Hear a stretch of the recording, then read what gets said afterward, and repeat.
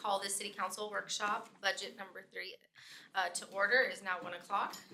We are going to call to order, and then roll call. We have Ward 2 here. Here. Ward 3. Here. Ward 4, so that does make quorum. Then we have the Pledge of Allegiance. I will lead that today. I know. I pledge allegiance to the flag of the United States of America and to the republic for which it stands, one nation, under God, indivisible, with liberty and justice for all. Thank you. Do we have any citizens to be heard, Shelley, today? I had someone send me an email, but I do not see him yet. Okay. He sent me an email saying he would like to speak. So he just wanted to speak. It wasn't something that could be read off. Okay. If they come in, we'll try to let them have a. Thank you. We're going to go to budget and tax rate items. So we have the discussion and possible directions on the following: property tax valuation, debt rate analysis, the fiscal year 2026-27 hotel occupancy tax funding, community survey, and then the next step. So we'll start with the property tax valuation. And So Mayor and Council, we have received our preliminary values from the tax assessor, and so I believe, Diane, are you gonna do this for us? Okay, Diane has a presentation, she's gonna give us some information, and then she's gonna get to the, typical sheet we typically look at when we make our judgments. It's really good information, they've done a great job, so. So we'll start there. And this presentation will also cover the debt rate analysis. yes.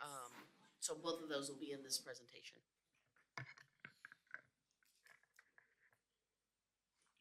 We can both do it together, I guess. Let's see. And this is very preliminary numbers because the truth in taxation form from the state is not out because they're having to revise it for several exemptions that are now in place, which we'll go over when we get into this. But all the rates that we have on here are very, very, very preliminary. So, can you get it to go? Yeah, can't get to advance. Sorry.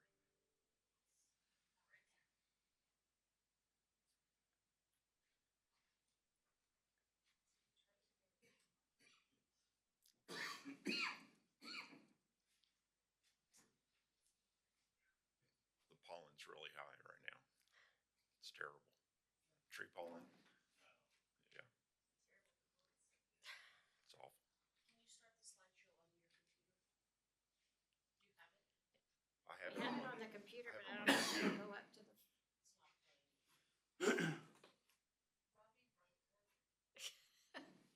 It's always Robbie's fault. Connected up there.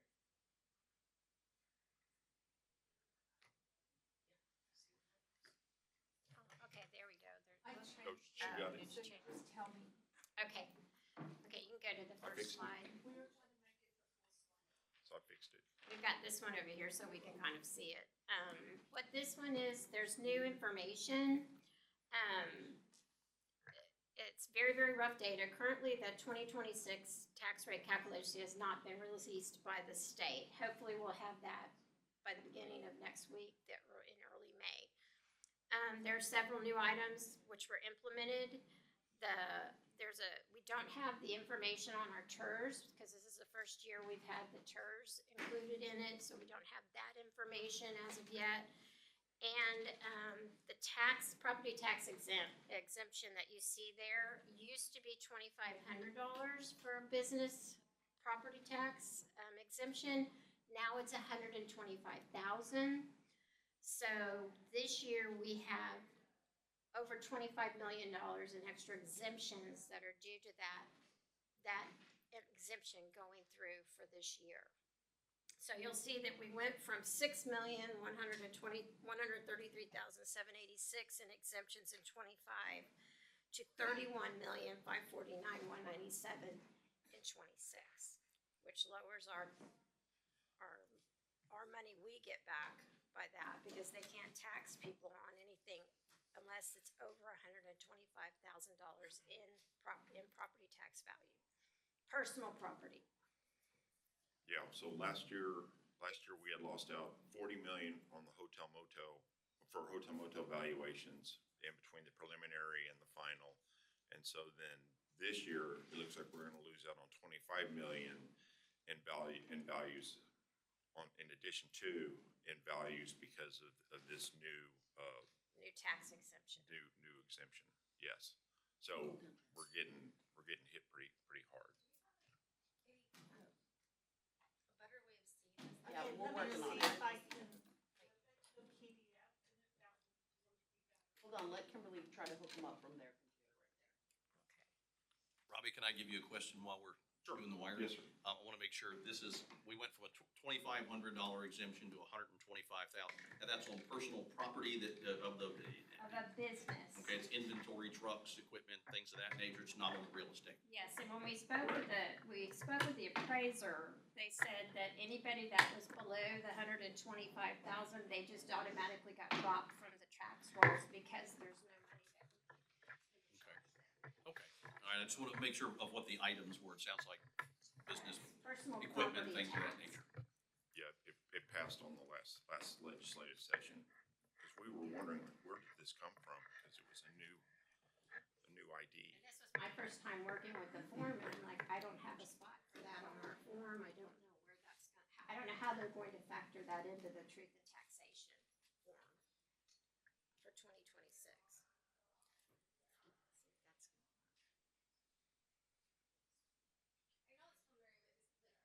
After this meeting, is there any way you guys can send this? Oh, sure, we can send you the presentation. Yeah, I can do that when I get back.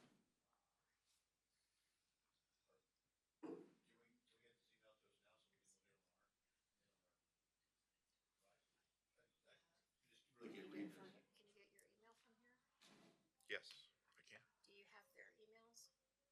I, If not, I can run upstairs quickly and send you guys each let's see. because I'll have to send them individually so we don't have an open meetings violation.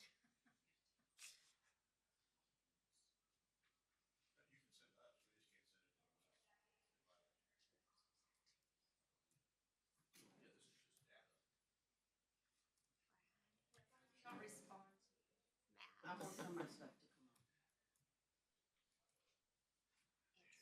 There she is. Okay. Let me attach the file.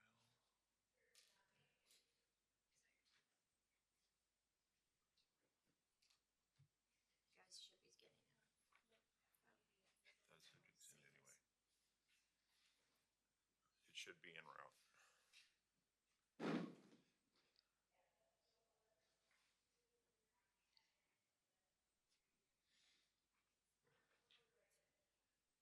Okay, super.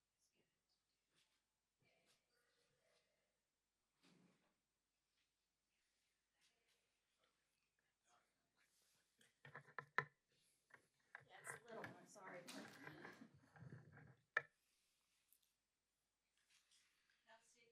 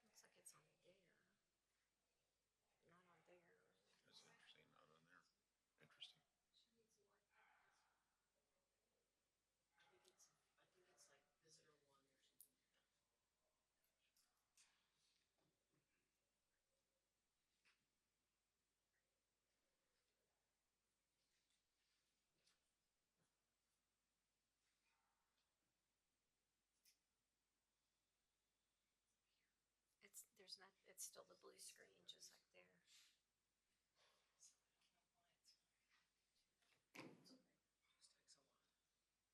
Taking its own sweet time.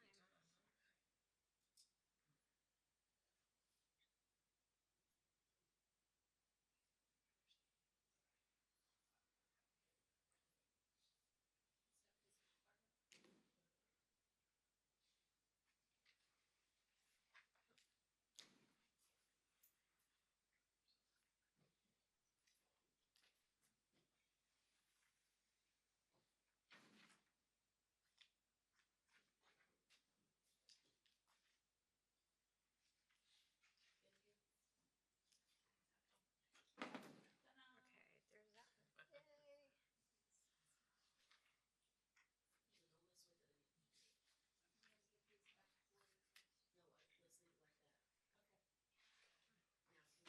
that one.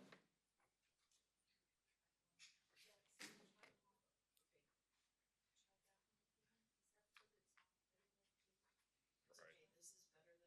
it was. You wanna make it full screen?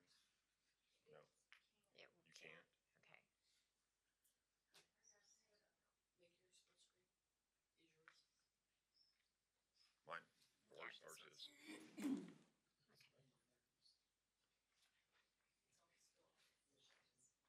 Do you have it in a PDF? It's, they have it now, so let's just keep going from where we are. Okay. All right, so I guess we'll go to page 3. Page 2 just basically had the chart that shows what the exemptions were last year compared to this year. And so we still have, so we're gonna have TERS that are gonna be pulling from our taxes, and we're gonna have these additional exemptions that are gonna be pulling from our taxes as well. Okay, and on this is the the next one. Third. Sir, Yeah. $5 million difference. yes, sir.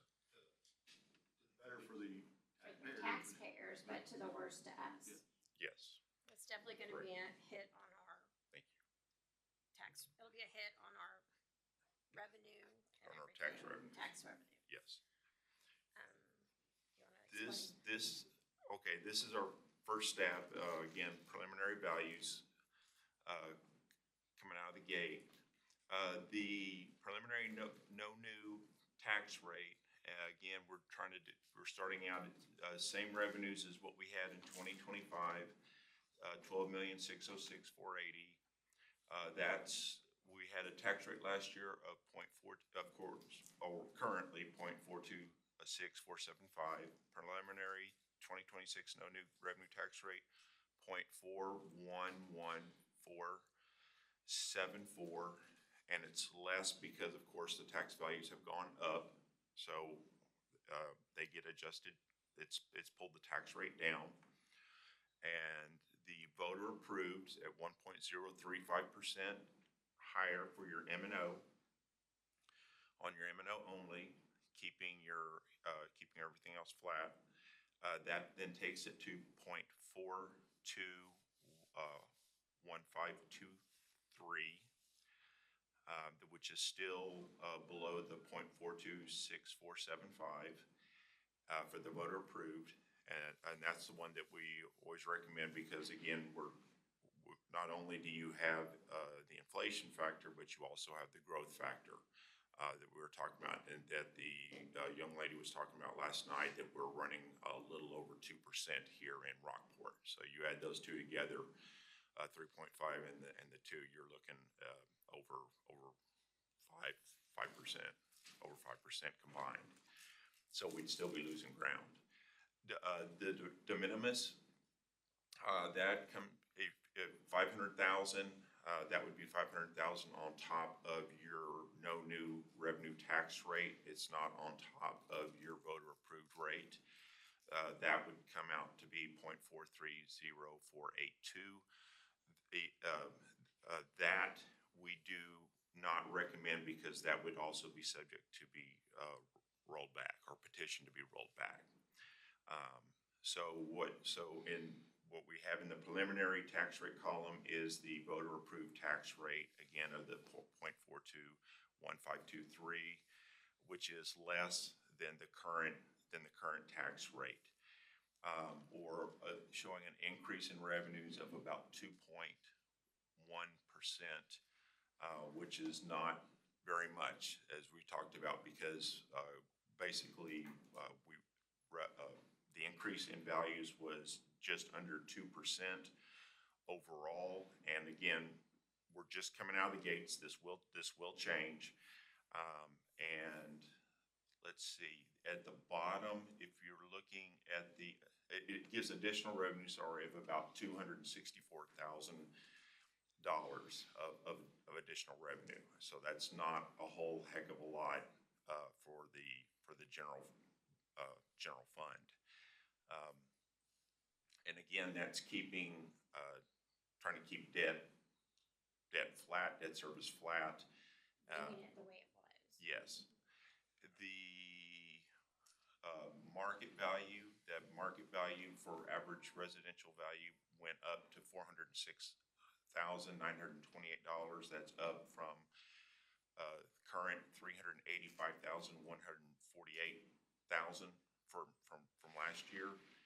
And so that went up. That means that the change, it would go, the average tax would go to $1,715 from $1,623,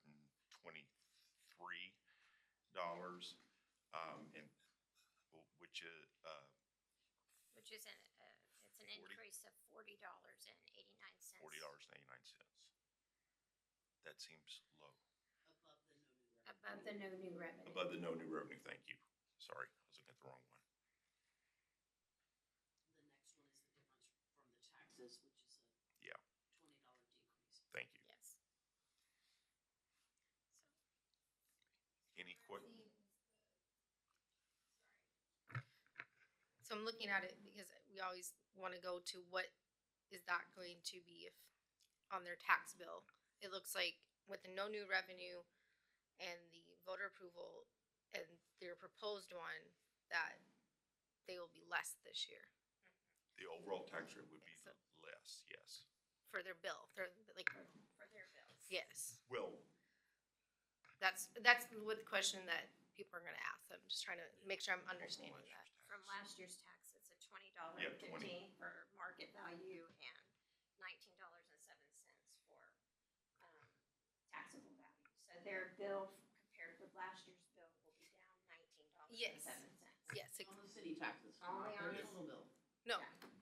thank you. Yes, just make sure we understand that. The tax rate will be lower, which means the ultimate bill will be lower. Okay. And that's with using the voter-approved rate. Yeah, either of the no new revenue or the voter approval. Obviously, we're not gonna do that, well, we're not looking at the de minimis rate, but the no new revenue and the voter approval rate both show a lower tax rate, which in turn means lower tax bill, Yes. whether it be $60 or $20. Mhm. Both show a little bit of a savings. Thank you. And we were trying to keep everything level with what we had last year, like the INS rate and the actual M&O rate. Except for the changes that we're allowed to do, like 3.5%. I'm happy with your guys' chart. Thank you. Yeah, That yeah, I makes think that that makes answers- my job easier. Well, you guys made the really hard decisions a couple years in a row, Mhm. and that freed up some breathing room for us. And I think that answers my questions. Thank you both for asking those. Again, very preliminary numbers. And we've got some questions to get answered about that potential property for businesses that could change and what that is going to change. But in general, it looks like there's a reasonable chance that we could, please correct me, I'm only 2 years into this, we could have the opportunity to drop the tax rate for the city of Rockport. Again, good point with Vanessa, the county side and the school side, that's other jurisdictions.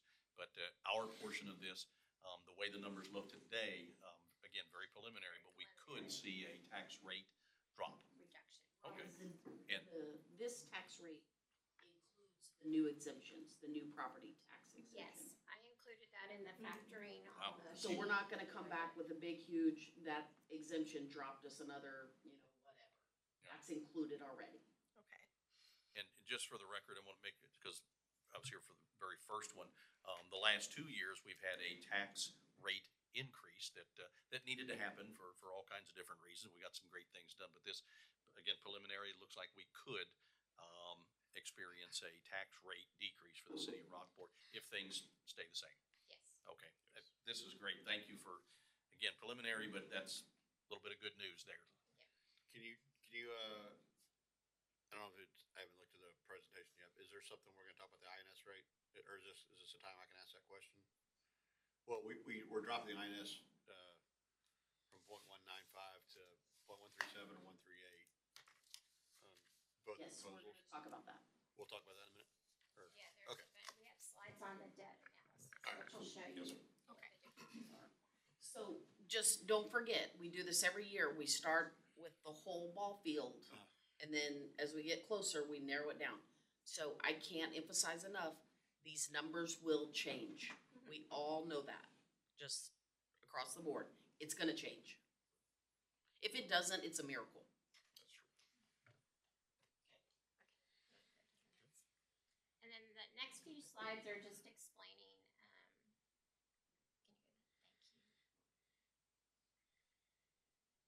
They're explaining the different tax rates and how they come about with the tax rates. So I put that in there so that everyone can know kind of how they go about coming up with that number. It's not the whole way they do it, but it's a short little snippet of what it actually takes and what it explains what it's for. The no new tax rate, no new revenue tax rate is calculated rate that provides a taxing unit the same amount of revenue it received in a prior year on properties taxed in both years. So it's basically you're taking what you had last year and keeping the same level. And that's how they come up with that rate. Then the next slide explains how when you have the no new revenue or tax rate, the rate will, when the values go down, the rates go up. When the values go up, the rates go down.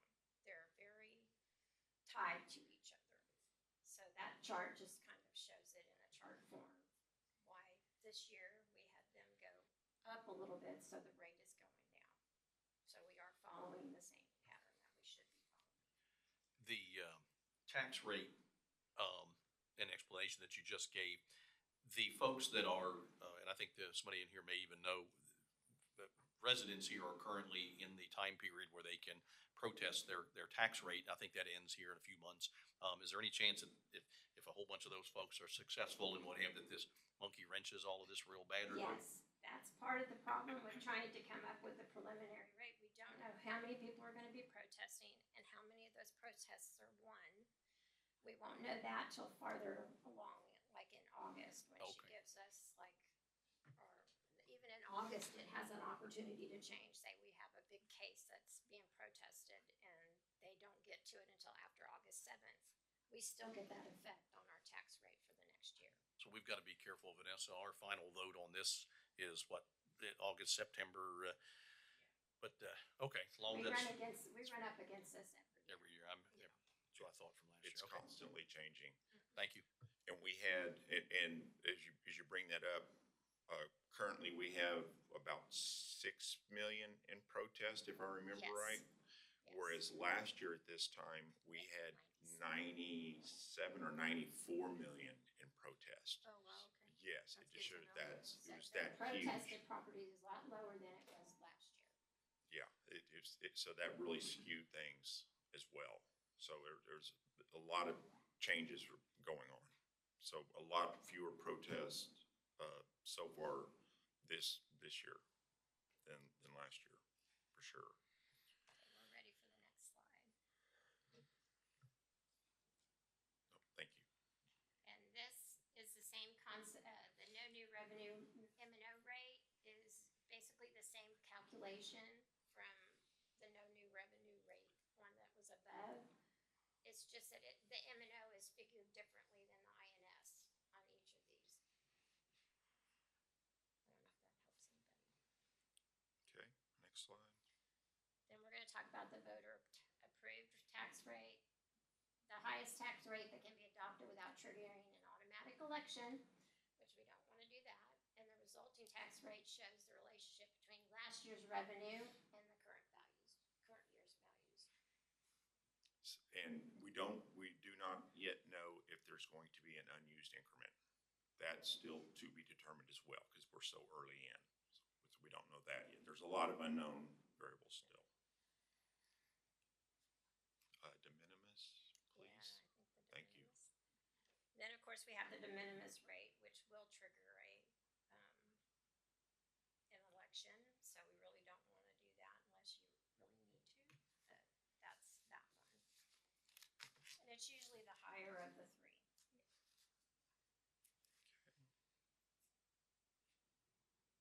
This is just a little chart that is to show when we need an election, when they can petition for an election. Just, it's a little bit of information I thought that the public might like to know about how that works in a little snippet. And again, voter approved is about as high as we want to go on that. Okay, next slide. This graph shows the new taxable values by year. If you look, it is a minus 21% for new values added to the rolls, as compared to minus 2% the previous year. So you can see that things are really, really slowing down. You can also look at the number of properties on the appraisal roll. That is at 0%. So again, things are flat. And so with values being flat on top of exemptions, exemptions going up, it's meaning just like what we saw, that $260,000 is that we're not expecting very much money at all from our property tax side going into the general fund. Next slide, please. This is showing the average homeowner's bill. This is based upon the preliminary voter approved tax rate. What this is showing, and that is compared to on the right side, that same graph is compared to what the growth and inflation graph is, and it's showing that the growth and inflation is exceeding the bill, so that basically that the homeowner's tax bill is below that amount. So growth and inflation are exceeding what the homeowner's tax bill is at this time. When you this average homeowner's tax bill, is that just the city's portion, or is it actually what will arrive in their mailbox with school and county and everything else added to it? It's just the city's portion. Okay, Yes, I thought so. I just want to make sure. Good question. Yes, sir.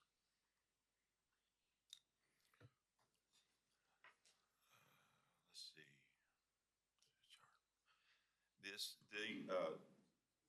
This next chart shows the tax rate per hundred, and it is showing and again, this is the voter approved tax rate preliminary, and it's showing then kind of where we are graphically, and as well as the freeze adjusted taxable values, where that's trending. And then the other one is showing the average taxable value as well as the average tax bill. And so the average taxable value is now, or the average tax bill is decreasing back toward the average taxable value where it had been above it. Now it's trending back down towards it. So it's getting back in line.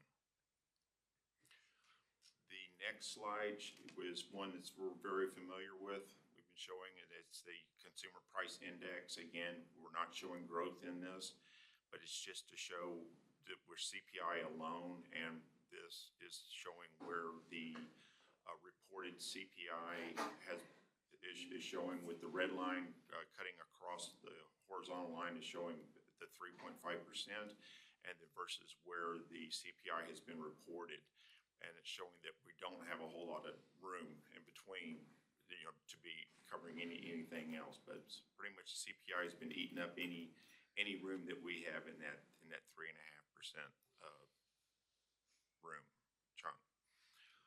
The next slide does include the growth component, and it does show that we are consistently, that we're losing ground is really what that's showing. The dip that you see in October is when the government shut down and they didn't have any reporting, and so they just skipped October. That's what happened there. Robbie, can you? Yes, sir. Sorry. Can you explain losing ground again? I'm trying to follow, and I was looking at that October dip, and I missed, you said we're losing ground a little bit. And I'm assuming it's between the breathing room we've got between. Yes, sir. On the CPI graph, it shows that pretty much on the previous slide to this one, it was showing that there's a little bit of room, that the CPI was coming in under the 3.5%. But if you in this one, if you factor in growth, which is running a little over 2%, which with that blue line, that blue line, the CPI plus the growth, that we are consistently exceeding the 3.5%. And so we're constantly losing ground in terms of purchasing power. We're constantly losing ground in terms of being from a property tax standpoint. So it's able to support the city less and less and less. So the city has to look at other means for funding in order to operate, is really what that is. And when you mention other funding thing, that's a big book we could look at.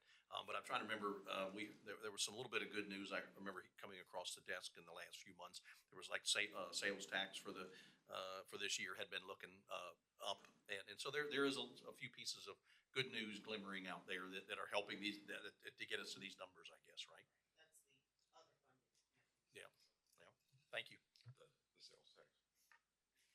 Yes, in general, property tax has been funding about 40% of our budget, general fund budget, and then sales tax, I think, is around like 20%. But we expect that to go down. The next slide is just kind of another one, just kind of showing the loss in purchasing power. That when that Senate Bill 2 went into effect back in 2020, that basically we've lost about 22% of our purchasing power since then, and it'll just continue. We'll just continue to go down, but that's what this is showing as well, just an accumulative effect. Can you just maybe do like a brief summary what you mean by purchasing power so people understand? That we're not that if you factor in the CPI, kind of what I was saying before, if you factor in our inability to raise, our inability to go above 3.5%, that because of CPI and growth, that we're not able to purchase. We're not able to. We have to use different means to fund what we used to be able to fund with property taxes. We can have to only use increase alternative. 3.5%, and CPI and growth is higher than that.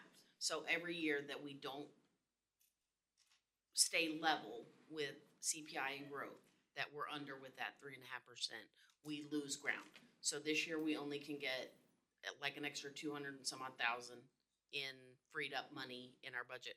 Last year it was a little bit higher. I can't remember right offhand. And so it's that number that is freed up with going with the voter approved rate at 3.5% will probably continue to go down because, go back up one. That blue line and that red line should be even. But since the blue line is higher, we are losing money. Purchasing power, I think, equals money in what he's trying to say. So we're losing an increase to inflation. Thank We're you. capped, inflation isn't. Thank you. Well said. Absolutely. we're capped, yes. And the questions are just more so people Sure. listening in No. can understand Thank you. what we mean by that. Thank you. Next slide. I'm not trying to hog this. You Oh, wanna do something? this is fine. This is where we talk about the effect of on the fund balance coverage by using gas sale proceeds. The proposed was that the general fund balance at 9/30 is 9,937,499. Our gas sale proceeds is 4,168,973.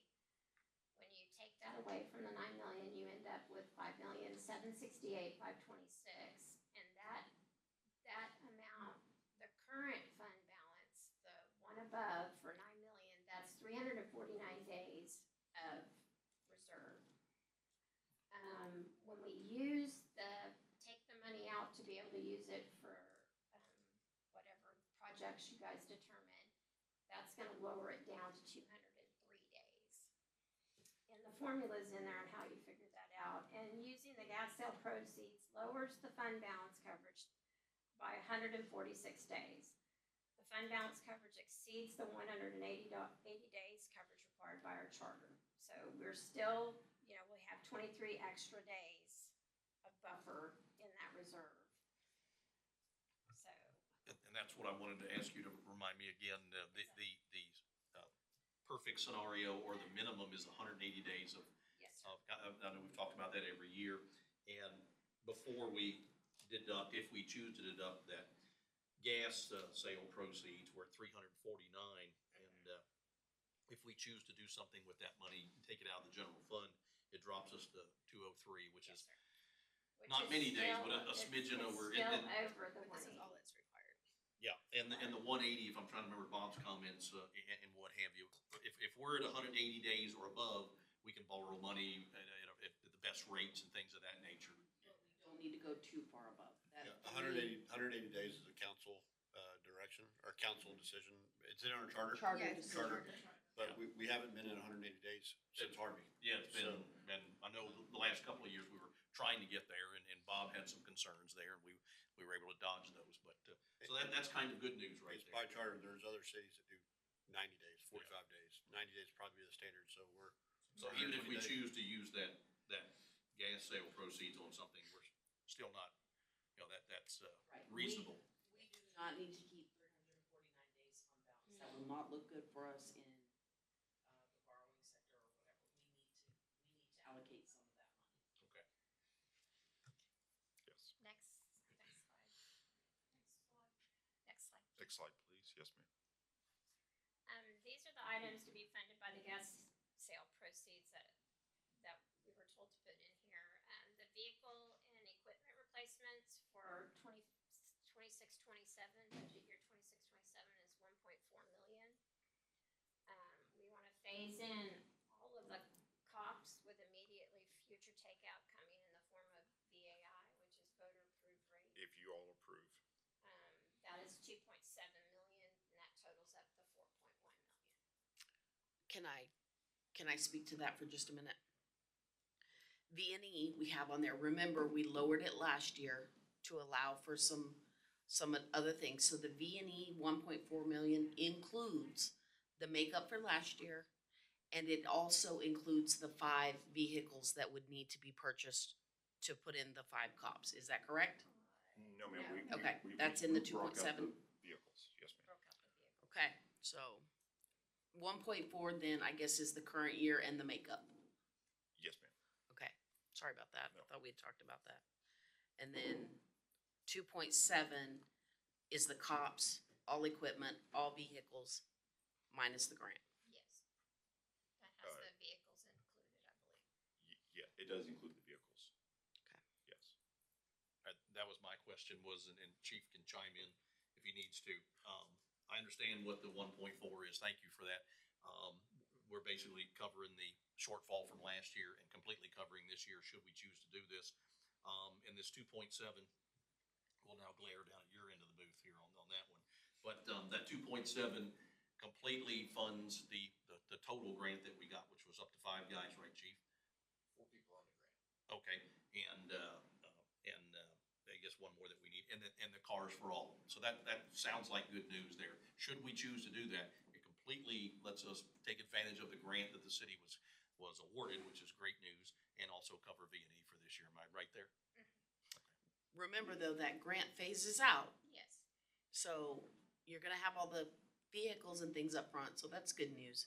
But the payroll will phase down and you will have to start rolling that into your general budget, your general fund budget. Over so. the next, say, 4 years? Well, for the life of the cops. Yeah. Eventually on year After the completion of 3. of after 3 the years. completion of year 3, we'll be responsible. Okay, but it gives us a couple of years to get ready for that, and you'll be preparing budgets, that cover that and what have you. But good point, and again, just for the folks that are listening and what have you. But I take that as kind of good news, and what have you, that we can, keep the safety department here, in vehicles, don't want anybody walking. Thank you. Yes, because like as Vanessa was saying, if using the reserves would be a temporary thing, of course, because we'd be wanting to roll it in using the voter approved rate and getting the tax monies in to get those to be funding the police officers moving forward over the next years, 3 or 4 years, yes. We'd previously discussed, parks. Please hold. Yes, ma'am. Turn my mic off. I do have one question for Robbie. Yes, ma'am. You also know that we last year pulled $500,000 out of valves from Ryan. Remember, to make up, so where is that gonna be? That would be in utilities. We pulled it out of utilities, yes, ma'am. Yes, sir. Just making sure we cover all the items that we kicked the can on last year. And using the gas sale proceeds reduces the borrowing that we need to do for this year to cover the V&E. So it does not increase our debt service. So that's a bonus by doing this. We're getting more for our money. Are you saying potential zero borrowing for this year? I'm not gonna say that, but. Please hold. I thought that's what I heard. I'm like, wow, that sounds exciting. For the V&E, to be correct. You ready to go to the next one? Yes, ma'am. And this is the debt avalanche, or debt analysis. Debt analysis. It's a debt, You've seen this, saw the same picture last year, it's just advanced forward a year, so, you can see where we are from last year. We've been called the mountain of debt, but I think the next slide is a little more indicative of what we need to talk about. Can we go to the next slide, please? Okay, this year we had one of our, when we sold the gas company, one part of our debt fell off, and it was an amount of $264,137. So we have that is down, so our debt ratio should be down because of that. But we can also free that up and possibly do a debt to level it back up, is what we were thinking about. So the 264,137 is the amount of debt service That payment was that is freed freed up, not the amount of debt. They're gonna show you on the next slide, the amount that will free up That 260 is for the year. for the year. for the year. Yeah. Yes. So Yes. if you'll go to the next slide, it ultimately ends up being, So what we did is we took the 264,137,000 that was freed up, and we went in and did a amortization of it to figure out what type of debt we could pull with it, bringing the debt service back up to the level it was before, so it would be equal. It wouldn't be going over, we would be using that. Using up the 264 per year, how much in tax notes could we issue and still have 264,000, using the 264,000 in debt service? How much in debt service, how much in debt could we issue for that amount. And that came out to, $1,598,854 that we could potentially borrow to be able to. These preliminary numbers that you've given us with the preliminary possible lower tax rate, did it include borrowing this 1.6? It did not? Which is good news, thank you. That was the answer I was hoping. We did not assume that or anything. We Okay. put our numbers that You're we just had giving now. us that this is available and we wouldn't Yes. increase our total debt if we chose to do this. Yes. Was there any reduction in our tax rate with the fall off of the debt? We honestly don't know because of the way that exemptions and everything affected it. I couldn't really tell from that.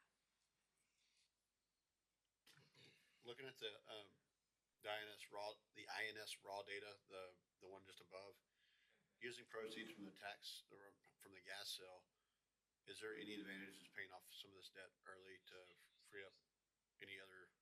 per Bob, when we explored this before, Bob said no, because, probably not, because the interest rates on our existing debt are so low that it wouldn't make sense to pay any of those off. To pay any of them off Yes. versus, I don't know if we have anything callable at the time. nothing was callable, or nothing is callable right now? I think, I vaguely remember him saying we didn't really have anything that was callable that would make a difference, so. Okay. But Robbie's right, Yeah, he didn't recommend us paying anything off at the time, because it was all so low. We had such good interest rates on that. so if we look at this, though, this allows us almost $6 million in freed up debt to keep the debt service level. We don't have to take the whole 1.6. You know, if you wanna get 750,000 for parks, you know, that's a different number. You can take anything between 0 and 1.6 to keep the debt service either level or lower. It's not saying that you have to or there's a requirement, but this is the option to get the cops, get the B&E, and put some work into parks, and keep everything pretty stable.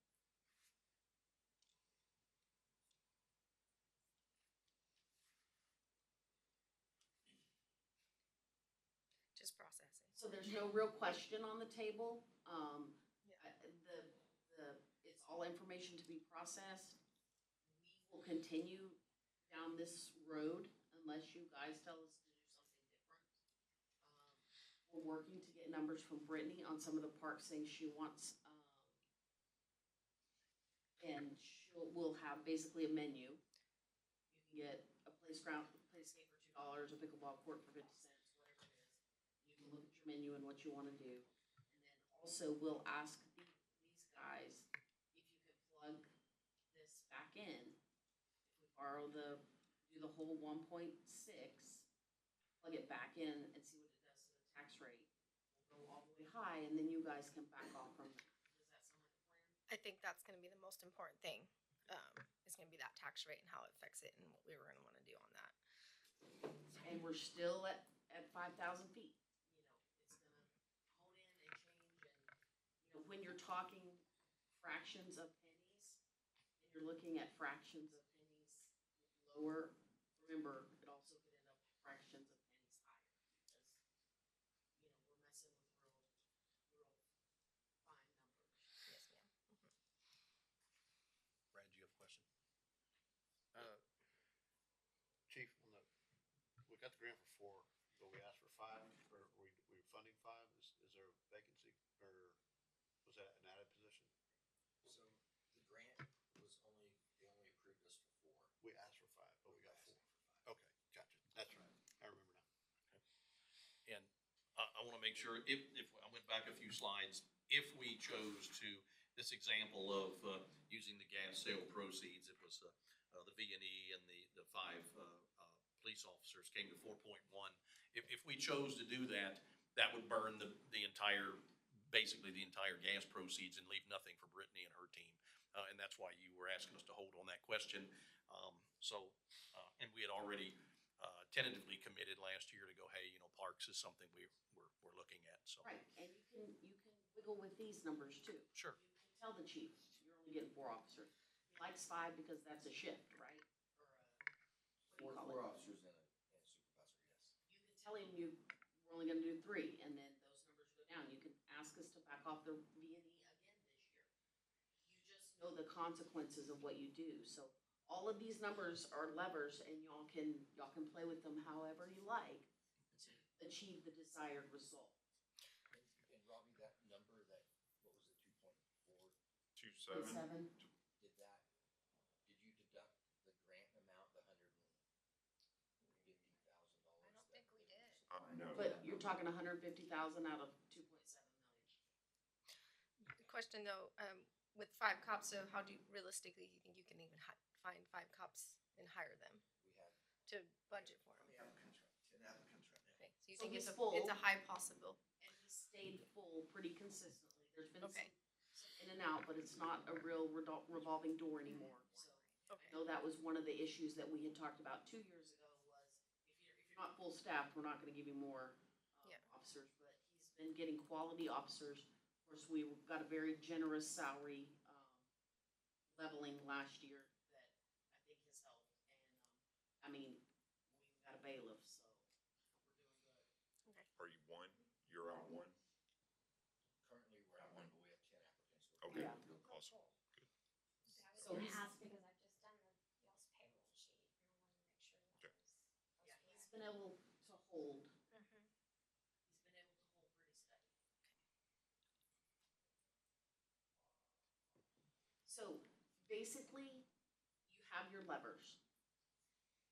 As we get more information, we'll keep plugging them in. These guys will put that debt in there, see what that does to the tax rate. Before the end of the day, we need to set a May budget work session. I'd rather do sooner in the month than later, so potentially we can get in 2. Because every single day we refine the numbers and, we kind of want to get a feel for where you guys are. If you want to take the debt, we got to start teeing that up with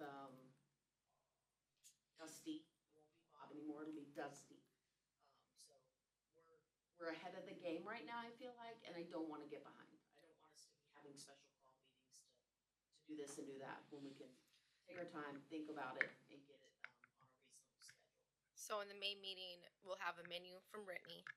We'll have at least preliminary numbers of what this would be on the tax rate for the residents, and then we can kind of go from there. That's what you're looking for. Okay. I'm still hung up on the, little bit. If we could research it maybe just a little bit to look at the existing debt. I can see the GO bonds from 2015, 2014 and 2012. It looks like we could cover all those with the proceeds from the gas sales, which would free up. And then we could potentially roll in the 4.1, what we have plus parks and a new bond. If that makes sense. If it doesn't make sense, then we don't do it. But just, if the interest rates are so low on those old ones, the 2014s, 2015s, that it doesn't make sense to pay them off, I'm okay with that. But if we can pay those to free up that debt capacity and then roll the 5, can we do the cops in a grant, in a bond? Is that salary or is that just vehicles? That's Salaries salary and- benefits. So you couldn't do that in a bond, right? I'm more Then you're thinking, talking of having like over 3 million in debt service capacity available, if you want to go that route. But you're gonna have to, if you want to fund the cops, you're not gonna be able to pay for them out of the You can't do it out of a bond.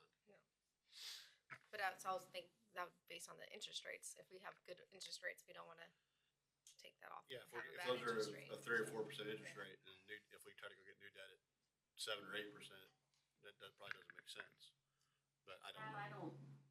I don't know which is better, but if I'm looking at it, if we look at our chart, we kind of have some consistent fall off, and that might leave us breathing room every year instead of saying, oh, we can borrow $3 million this year and do everything, which we know we can't. Mhm. We have a limited capacity to do whatever. projects, take the bite out of projects over time as we need them and keep that debt rate flat. Whereby if we take the chunk and take a dip, then we're gonna have to take a glide back up. Whereby we could just keep a steady stair step, if that makes any sense. It does. When I look at the debt plateau on that one, that we've seen for the past couple of years, and we just have an influx of proceeds from the gas sale, that, I always like to, it's always nice to pay something off if you have the ability to. But we also have needs that we need to cover. So if it doesn't make sense, it doesn't make sense. Maybe just take a quick glance at it again. I don't know. But you are the professionals. And Rob, if you don't have the info today, maybe at the next meeting, let us know what the exact interest rate is on a couple of things that like Brad mentioned, that we're considering paying off and what we can get now. I deal in that business every day, and I don't think interest rates available right now are very attractive. I don't know what municipalities are getting, but, yeah, if you could help us, these 2 or 3 loans, we're considering, and here's what the replacement cost if we were to go get that debt today, that the exact interest rate difference would be very helpful for the next meeting. Specifically, 14 and 15? I just look at those ones that we see that fall off, the refinanced in 2015, the GO, is RF bonds, REF, is that refinance, or what is that REF?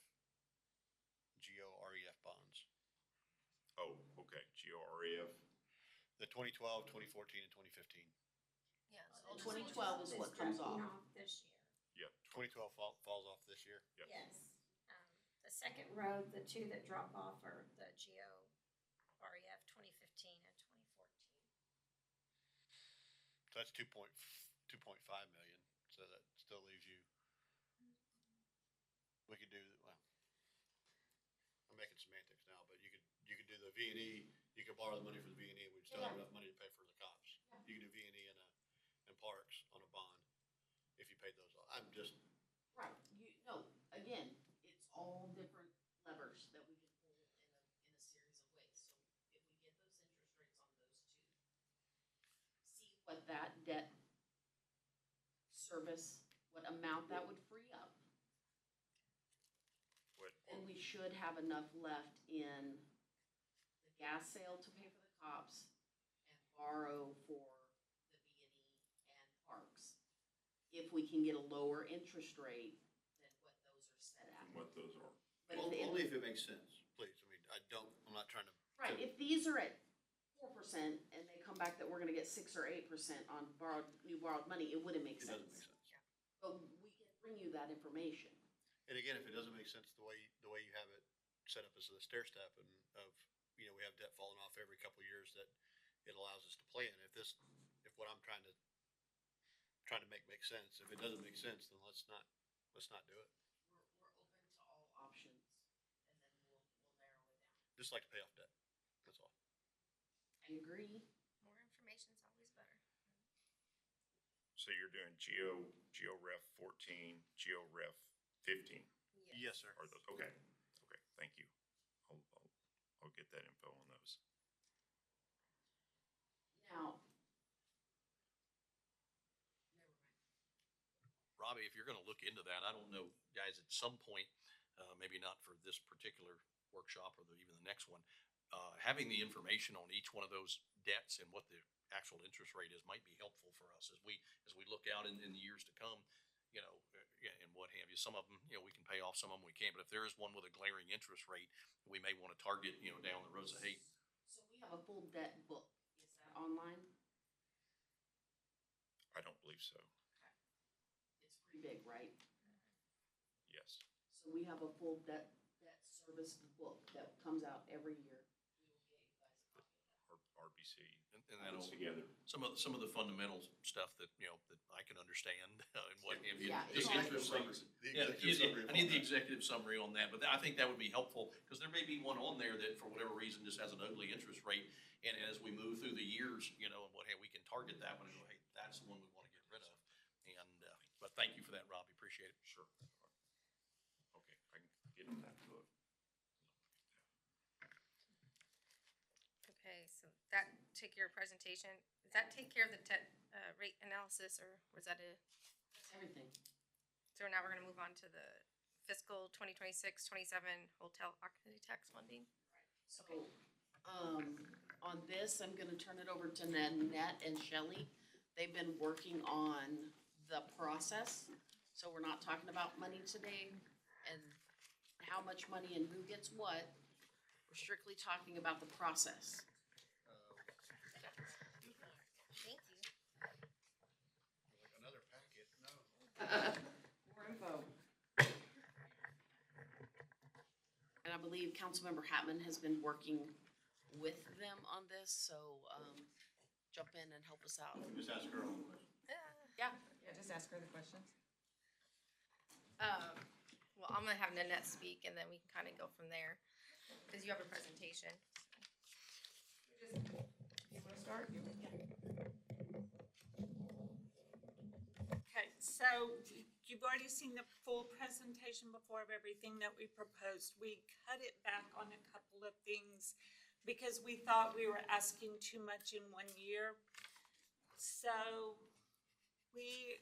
this packet will contain the development of the proposed changes.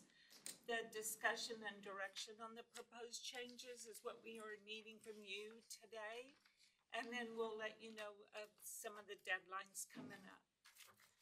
So the development on proposed changes for the grant program is the program review process. And how we came up with this is we researched several cities, municipalities, and got the best practices for those, as well as from TML and the hoteliers organization, and Nanette had some other contacts we looked at as well. The alignment with the proposed hot tax, we want to bring it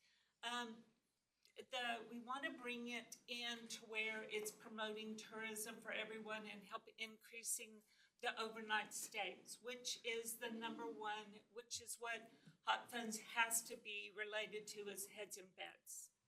So we also, at the same time, want to increase the accountability for public funds. And then, let me see, now it's not working this way. Improve transparency and make the award process more evenly and more accountable. The measuring we want to come up with a better way of measuring, knowing who is coming to Rockport and who is staying in Rockport, and then find the ways that we're lacking and maybe know that those are targets to go after. And then the city we want to also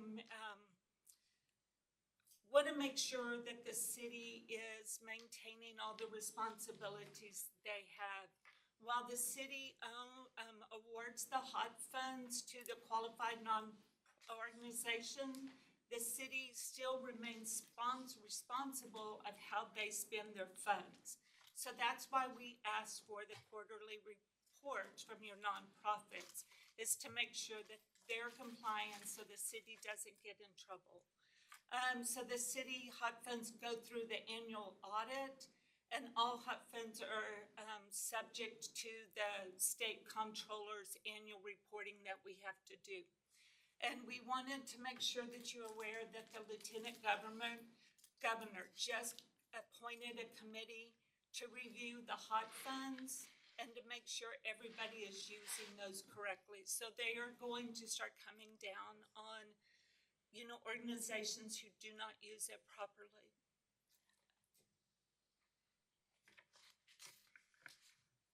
You're up. So this is a further discussion on kind of the direction of the proposed changes. So we wanted to create a new portal on the website so people can submit their applications and reports on the website, and makes it kind of an easier way for them to upload everything. Funding, this is probably the biggest thing that we've talked about, and who is our visitor, who is staying overnight. So we're trying to find out a way to find those, those verified hotel stays, who's spending the night. So to do that, we'd like people to use a room block for their event with a hotel, or use a promo code. That's a simple way for people to use that and push that out. I can provide that to them. They can create their own, just let me know what we're using. Or some people simply have a ticket sales, documented ticket sales for their event. So, and that could provide us the zip codes that people are coming from. That's one of our biggest things, and where they're, and then we wanna see the length of stays too. So, but it's kind of like everybody signs the guidelines of the program and attach it to their application. I don't think that's big and new. I think one of the changes we would like to know about is how does the community support your event or program? And that could be a simple description of how you work with the others in the community. We did implement some social media and branding requirements. Since we do have the new CVB website as the tourism website, we want them to promote the CVB website and include that in the relevant links. You know, if they do a newsletter or any kind of blast out there, they can do a link to plan your stay, that kind of thing as well. Promote our social media pages, the Explore Rockport Fulton pages, and then display our logo on the materials and communications that are out there as well.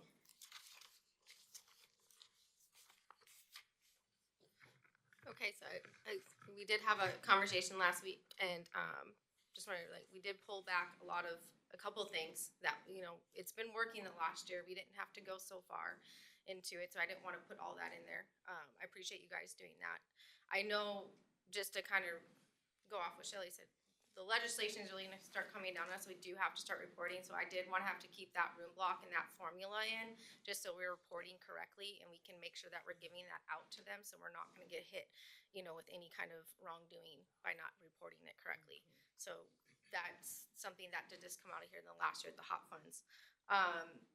The other thing is, with just the reporting wise, the point system, I know we had kept that in there. I think that's just gonna be easier and more fair for the council to make sure that we're rewarding what we need to be rewarding to everyone, and not just coming up with a random number in our head.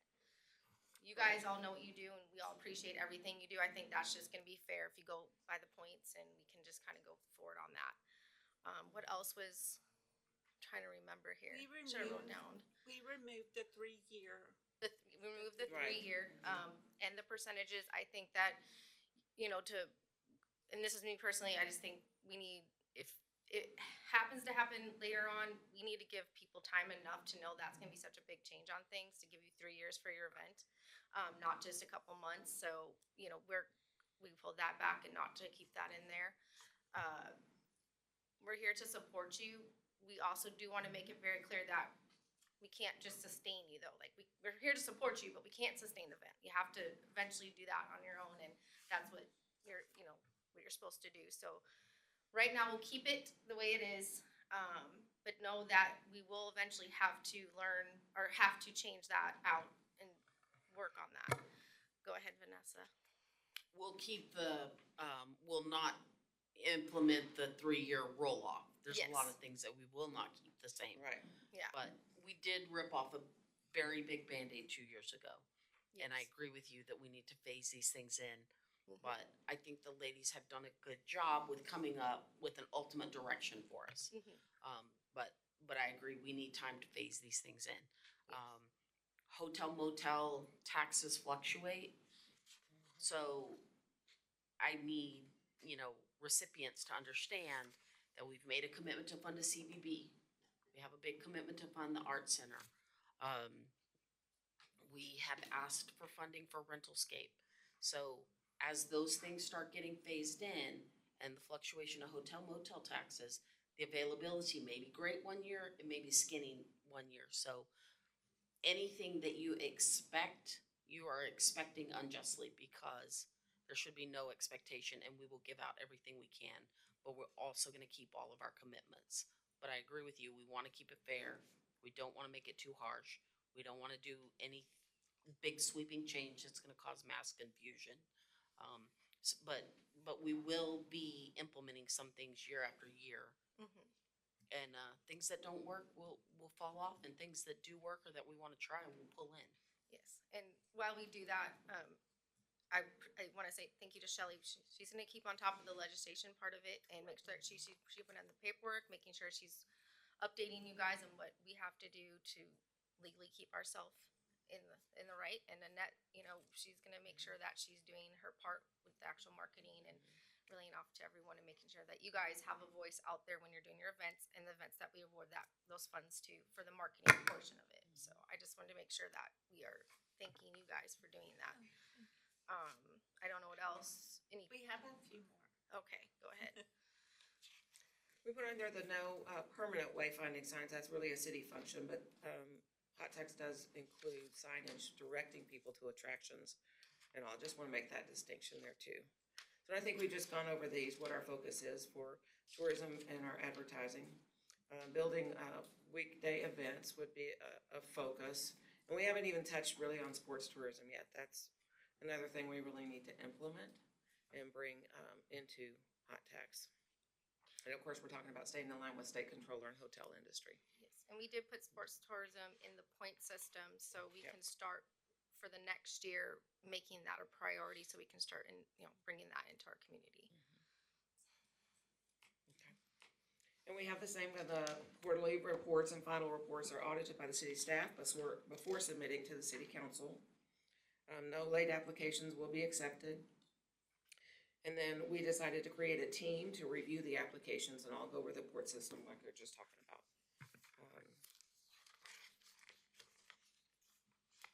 And then recipients that are paid in full, most people will get quarterly payments, but if their request award is less than $5,000, or their event starts and finishes in the month of October, they'll be paid that full $5,000 at one time. If we have new events that don't have a history of overnight stays, we can compare those to similar events in regard to funding. If your event requires a city permit for a special event permit, that will be required too. Okay. We came up with a couple of ways for the method of maximum calculations that you can see in the total room nights that we talked about. And happy to go through this with each individual if they'd like to do that at a separate time to talk about how we can work together on that. So we do use Placer AI, our reports to pull, who's in town at that time. It does give us a good snapshot of who was here the day before, who was there where after. It gives you the top 10 zip codes, where they visited. So there is a way to get all of the zip codes. We just don't down out usually in my monthly CVB meeting, but we can provide that. So for new events, the total room nights will be based on the room blocks and promo code. And if we don't meet the full room block commitment, the shortfall can be taken into consideration and results in an adjustment in the following year's award. And realize, as we're talking about all these things, just like we've talked about and Vanessa said, I do want to say that, these things we may implement and then next year we may decide that didn't work, let's change that. So it is a moving part, all of it. So we come up with the maximum funding available, and we'll, when we get into the application process at another time, we can talk about how those points work, and how that would work. But we did do the total room night, which is the average daily rate for the Rockport hotels and short-term rentals, comes out to, at least right now, to about $111. And then you take that and divide that by the 7. So on the next one, we did an example of that with the room block or promo code. Or the next one is with the the ticket sales or registration or survey, if it was simply a survey of how that was done. That's how we reached the funding.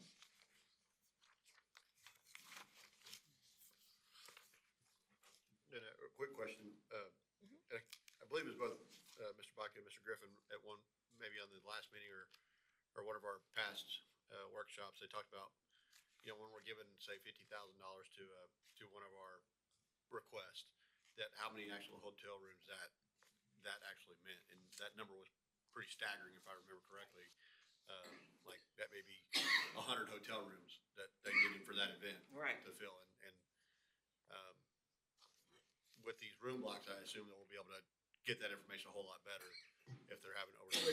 Exactly, because they may have 100 rooms on a block, and they may use 50. So, and that could tell us, out of, say, 5,000 visitors, if only 100 people spent the night, it'd be great, we'll take the 100, we'll take the 50. But to know that information is what is the key thing we're looking for. Would that affect their, say, if their request is, I'm just gonna use simple math, if it's $50,000, but they don't get that in the rooms, How are we able to treat that I request think we have to look at that the next year the next year? and see, I mean, I think that's what our process would say, well, if it didn't work this year, what are you doing different next year? You know, as you're looking forward, what would you do different? How would we, calculate that different? Because we truly have to tie it back to the heads and beds at some point in time, correct? So look at the example on your screen, method A and method B, and it gives you an idea of what kind of revenue a room night generates. So at the top one, you're gonna have 375 total room nights. Now, that doesn't mean visitors, that means hotel rooms. If they stay Right. Friday, Saturday, Sunday, you got 3 with 1 person. So, just so we're clear on that. 375 total room nights equals a revenue to the hotelier of $41,625. And we divide that by 7, and their maximum funding would be almost $6,000. So to get $6,000, you need 375 room nights. What is the 7? What's the? And I also just wanna make, this is for events. We have other obligations with the Hopkins Empathy Gala. This Agreed. is just for Right. events themselves. Correct. Because we do have other obligations we have to do, and that's not gonna be controlled by that. Okay. fund. Correct. Secondly, thank y'all very much. A lot of, as you said, the Band-Aid got ripped off and maybe we swung the pendulum too far one way, but we got some things we need to look at, and y'all are doing a great job. So there are some deadlines coming up, and if you're okay with this process, then we would like to, start this process, put the application out there May the 4th. Make the deadline for submitting them is May the 29th. We'll have to move the orientation, and that's gonna be out of town, and I'd like for her to be there when we do the orientation, so we'll pick another date for that. And then we'll have a deadline for the applicants to come and talk to the city team that we are proposing, and then that city team will then make a pitch to the city manager, and she will give the final, review and everything, and then she in returns makes a pitch to you, and then you vote or award.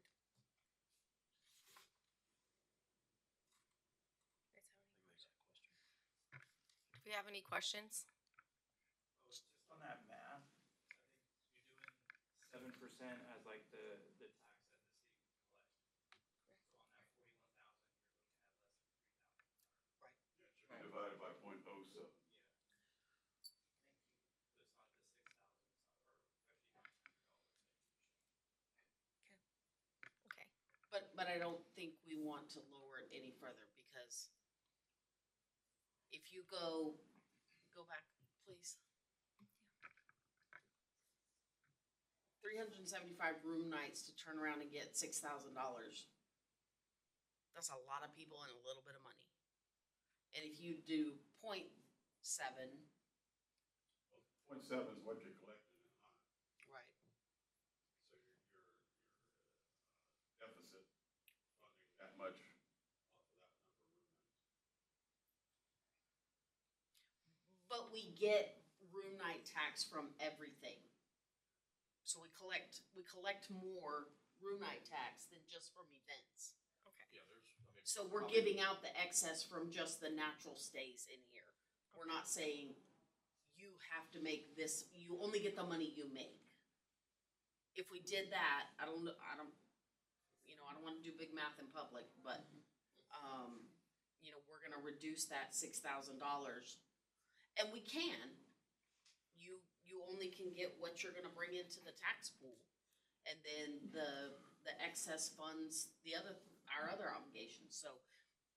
I mean, good point, you wanna think about, do you wanna only give out what you can bring in? That's what to the point I made a little while ago, when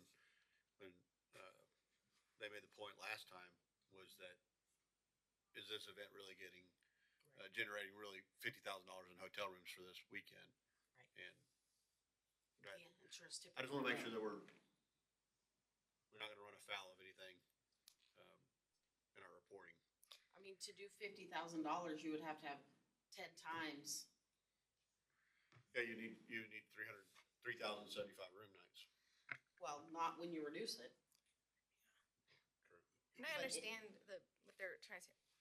I would say, yeah, you're not just doing hotel rooms though. So the excess that we're kind of maybe putting in our end of it is like you're also spending money in town. You're also going to other places, restaurants and everything like that. So that excess that we're giving out, it's not just them spending money at the hotel, it's the other things that they're doing, you know, so it's, cause that's not, it's just such a small little thing that they're spending their money on. Basis of using seven.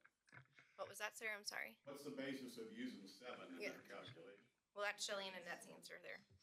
So when we did all the research, that's what most of the cities were using, was the 7. So it's more of a status quo kind of thing. If others do that. So actually, And there if it were, doesn't work, it doesn't there work. were several different ways a lot of cities were awarding. There was this calculation, and I think we found quite a few using this calculation.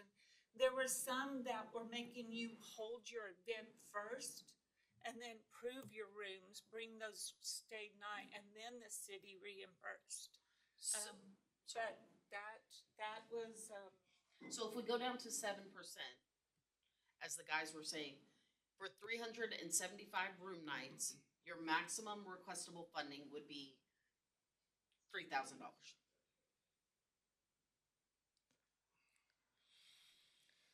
But like Andrea alluded to, there's other things that they contribute, so. I think in the interim, if you wanna go with the 7, and then we can adjust it, like Nanette said, this is not set in stone. Hold on, I divide it, I Mr. multiply. Bach, is it okay if they come up to the podium? Yeah, So of course. he can actually y'all come signed up to, this week. when y'all speak, so I can barely hear y'all from the Jatine back. signed up Oh, this Jatine, if you wanna come.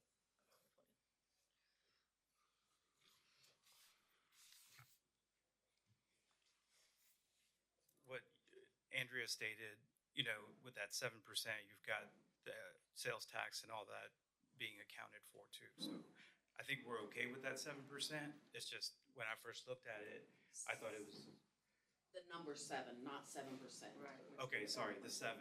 So that's where I took it as a percentage, and it wasn't the percentage. It was something that the other cities that you guys looked into, that's a formula they were using. We get So- 7 pennies, right? It's just a multiplier.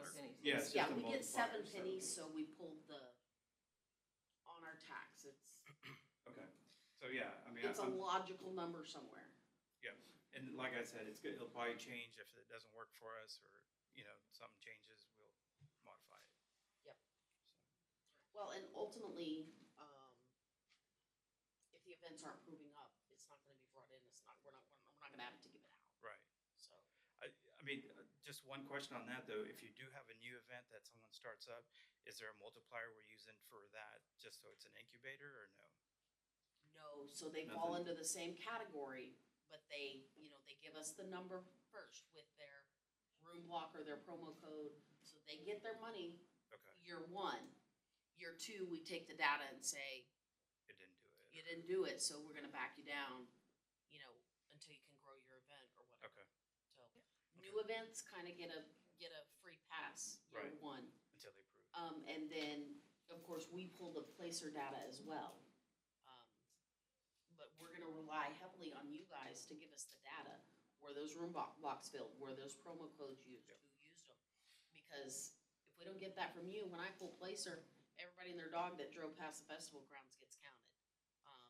You know, if you're from San Antonio and you're driving through, and you're not going to the festival, you're still gonna get counted.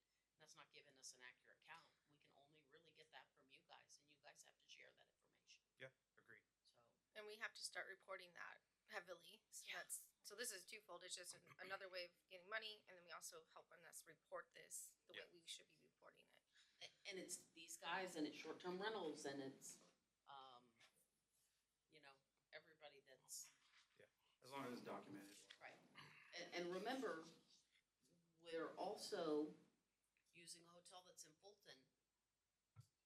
You know, we're including that kind of in our group, so. Yeah. I don't think that we're getting any, Fulton did give us a $5,000. So, just remember that when it comes in, if they stay at the Lighthouse Inn or the, what's yours called? Inn at what? Inn at Well, Fulton thanks for the plug for the other Harbor. place. The Inn at Fulton And Harbor. it's partly in Rockport. That's right. We're not getting anything from those, but Or we're they- letting them count them. Volunteer hours, Yeah. yeah. But we'll let them count them, because we've said from the beginning, this initiative and doing the CVB in-house is gonna be for the whole peninsula, whether everybody participates or not. So, just keep that in your mind. Nanette and I did speak this morning about possibly holding a meeting with short-term rentals and hotels to explain this process and what we need from y'all too. So we just haven't set a date. We're Are you small enough. including B and Bs in the CRM? Yes. Yep. Those count as well, so. Yep. But they have to report, they have to give us the promo code or whatever the block reservation is. Do a block with short-term rentals. You're right, but you're gonna have, if you're gonna say, we're gonna They had a push promo people. code, at least we would know Yeah. if they stayed. Well, if they say we're gonna push people to short-term rentals and we're gonna probably fill up 15, you know, that's fine, give it back to us. Show us where you filled it. So, And then for the events, when they have their registration, we could pull that data too. Yes. ask them where they So stay. when they're doing their online ticketing, I think that's one of the biggest things is like when they're doing their online ticketing, they're putting in, hey, short-term hotel, whatever. All these questions can be asked up front before they get here. So just Yes. another data point. We're small enough, we have the luxury of many options to collect data. You know, if we were a lot bigger, we'd probably have a lot more money and worry about it less. Yeah. But, we're small enough that we can work together and get the data we need and, still be reasonable and bring in a level head and, you know, the things that we need to do. But using the word promo code, does that mean that there's gonna be a negotiated discount? I mean, that'd be great, but if they call you, they need to give you this code so you know that they're with this event. Not gonna ask. If the event organizer asks you for a discount, that's between you and them. We're not messing with that. That's not our business. In fact, don't give them a discount. I think that's really a good way to make sure that the data's collected, right? Because if they don't give you a discount code, right, that's gonna incentivize the person to make the hotel reservation with you. Have that promo code. And that's why we do And the that will room block. incentivize you to make sure it's reported, right, it's collected. Yeah. I think that's really important. But most of ours are room blocks versus promo codes. So when they click on that link, it's already giving them that discounted rate for With that the block. event. And they can report the block. They don't need a code then. Yeah. Yeah, they don't- either way. Yeah. As long as it's recorded, because that's gonna be a responsibility for the hotel as well. But that's easy data for us. Really? Trying it this year, and we'll see how it works, and we can go from there. I think that's gonna be the big basis, and I just wanna help more of the reporting part of that on our end. Any other questions? Yes, I had a couple quick questions. Want me, Yeah, you can. I'm loud enough, I don't need a mic, but. You're fine. People online can hear you then. Yeah, thank you so much, by the way.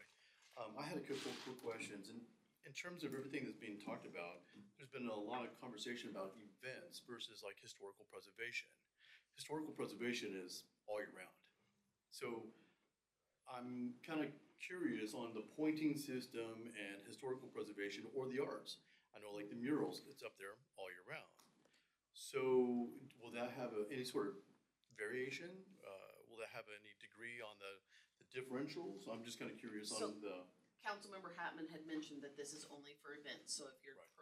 applying for historical preservation Yeah. or art, you That's a different continue line on It's a as you have different, been. okay. But you also have, when people come in, y'all are asking them questions. Yes, we are. And you can ask them, are you staying the night in a hotel? And you have that survey already. Yes, we do.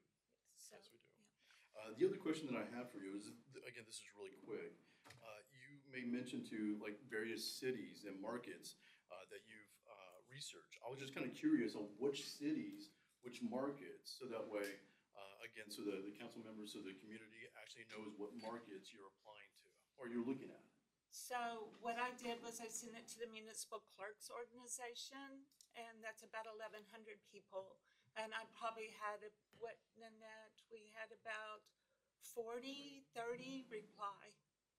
So they're big, Mark, they're a tourism city is the main ones. The smaller ones, the people who didn't apply, mainly the people who don't have tourism in their city.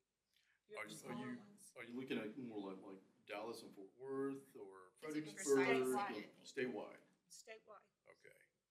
So we did get quite a few around here. Okay. We did look at some of the other cities that we know are huge tourism. We did look at New Braunfels, we did look at San Marcos, some of those that have a lot of tourism that are also water.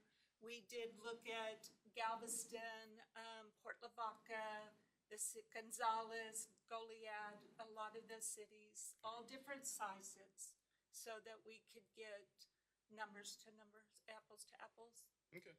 Again, I just wanted to try to get a sense of, wrap my head around which markets are we looking at? Because I know that when we established the CVB, we kind of went through that exercise too. Right. So that way we can start comparing ourselves to other markets and what they're doing. So, We did And so the process was regardless of the size.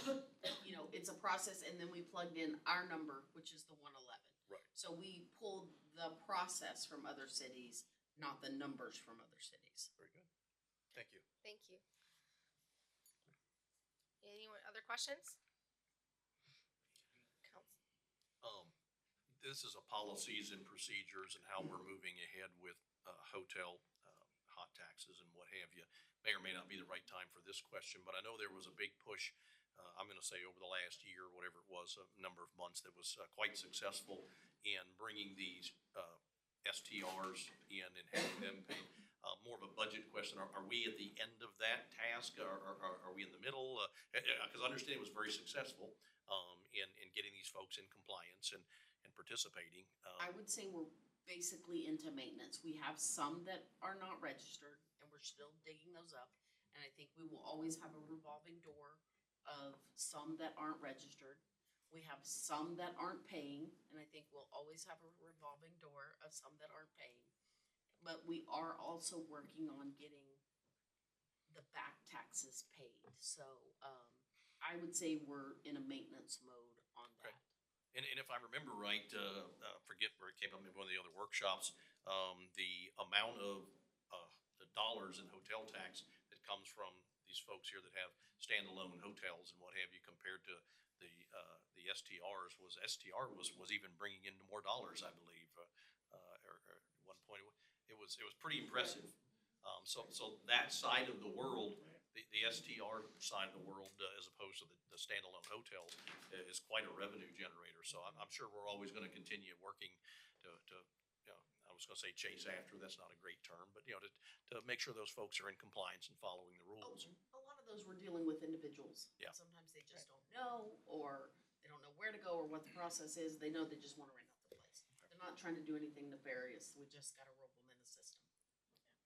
Okay, so when we look at hotel tax, total dollars we bring in a year, STRs are still a huge portion of that, it sounds like. Yep. Correct. Okay, thank you.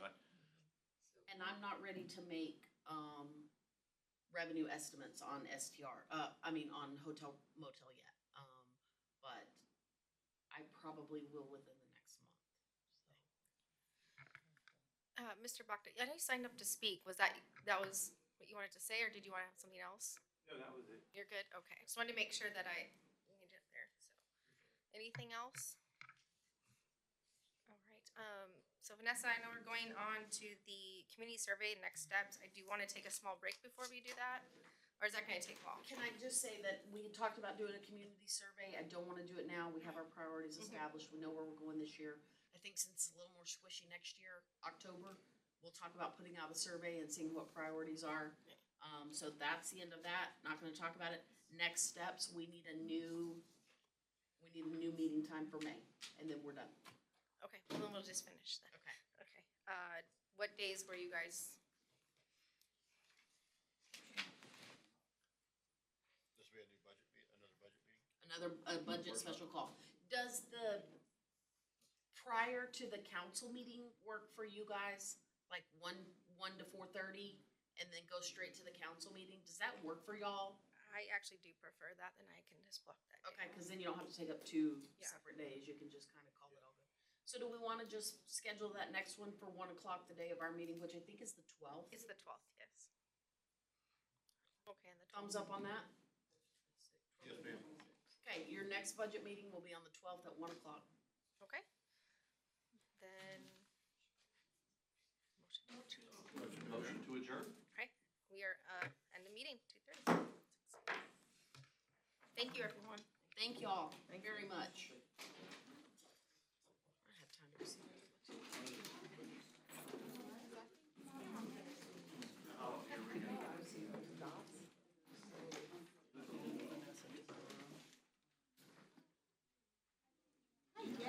How are you? I'm good, how are you doing? So.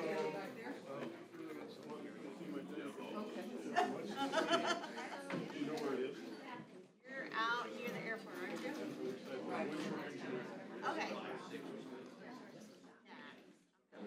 That would be great. All right.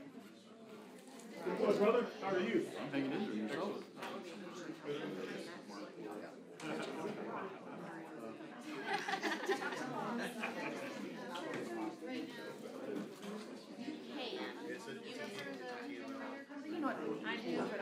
I mean, like, I wanna always be there, right?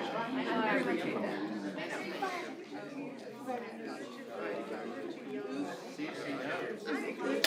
This one is not good. Okay.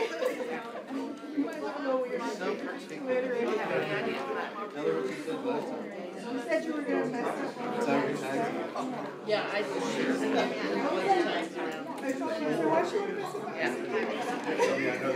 So I have a daughter that's works, like, I don't know how bad you are, but I guarantee this is worse. And she says you have a 75-mile radius or 70-mile radius. Yes, yeah. That helps, right? Yeah.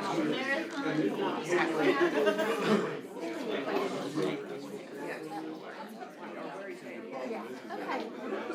And when you make that decision, I need you to let me know. You're crazy.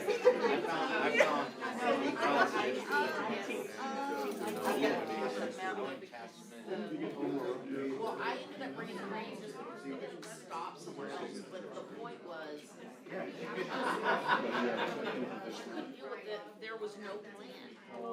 And I'm like, you're crazy. I even met him. He's like, oh, you should. She wears cute stuff like this, I was like, thank you so much for doing